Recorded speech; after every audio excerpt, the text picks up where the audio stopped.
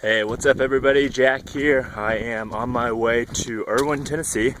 I'm coming from Hot Springs. It's about a 70 mile stretch, and I will have done that in 4 days. So I'm actually feeling pretty tired. The most tired I've been so far on this trip, but it's good to be able to push a little bit of mileage.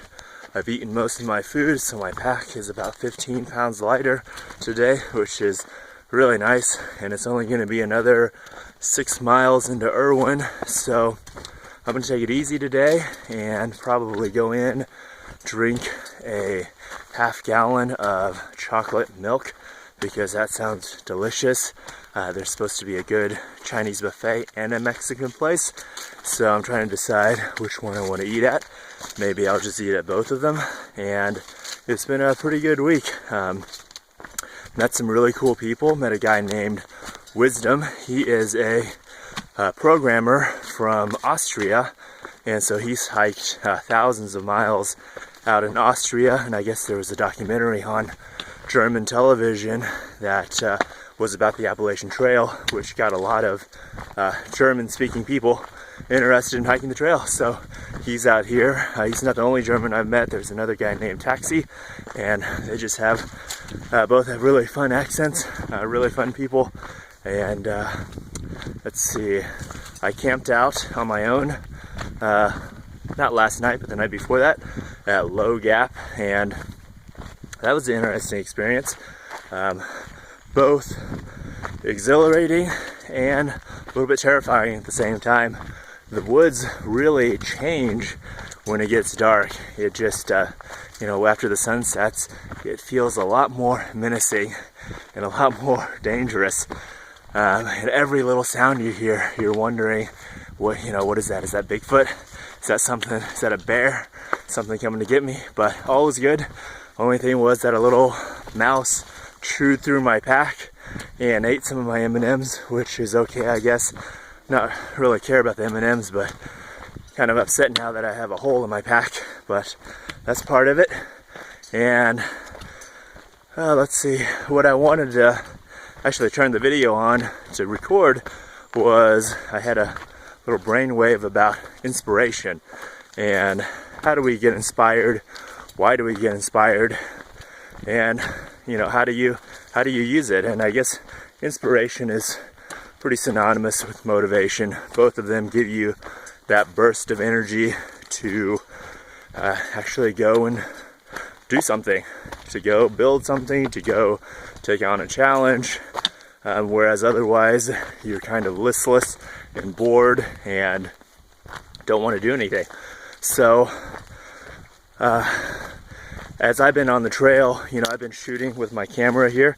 Actually, that's attached to a Peak Designs Capture Pro clip, which has been super handy because with my camera here, I can actually pull it out anytime I want and take photos.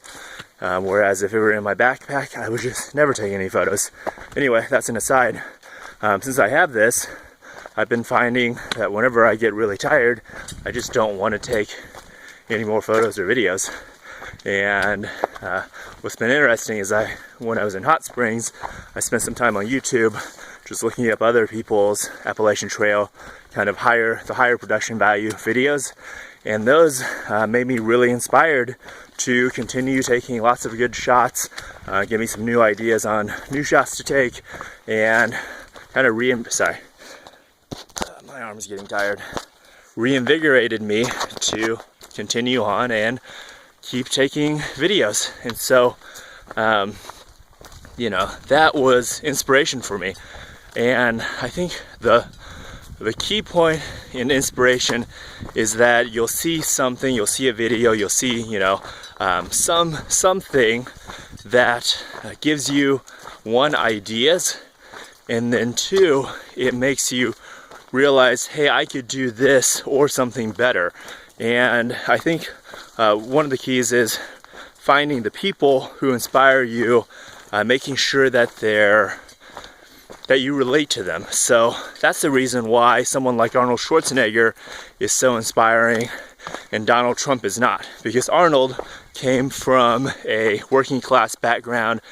He came from a family that was very poor. He had to overcome a lot of obstacles. He had to overcome all of these people telling him that his dreams were absurd. But he followed through and actually, achieved all this greatness. Whereas Donald Trump was born into wealth and always had billions of dollars at his disposal. Yes, he's made a lot of money in his lifetime, and now he looks like he might be president. Good Lord. But he doesn't have a relatable story. You weren't born as a billionaire into a billionaire family, so his story, you can never put yourself in his shoes, but you could put yourself in Arnold's shoes. You could say, hey, I grew up in a working class family. I grew up having all these challenges and having people tell me that my dreams were absurd, and if Arnold could do it, then I could do it. And I think that is really one of the key points to inspiration, is you have to find people that you can relate to. So I guess that's why Healthy Gamer has succeeded, because I've been able to share my story of being addicted to video games and having terrible self-esteem and depression and all this other stuff, that you guys can say, hey, that sounds a lot like me, and if he can achieve bodybuilding goals or hike 2,200 miles on the AT or build his own business, then I can do that. And so then you get a little burst of inspiration. So that's all I wanted to say. Thanks for watching. Leave your comments. I've been enjoying reading them. And yeah, if you want to be inspired, just go out and find people that have similar backgrounds, similar life stories to you, and listen to what they have to say and realize that if they can do it, you can do it.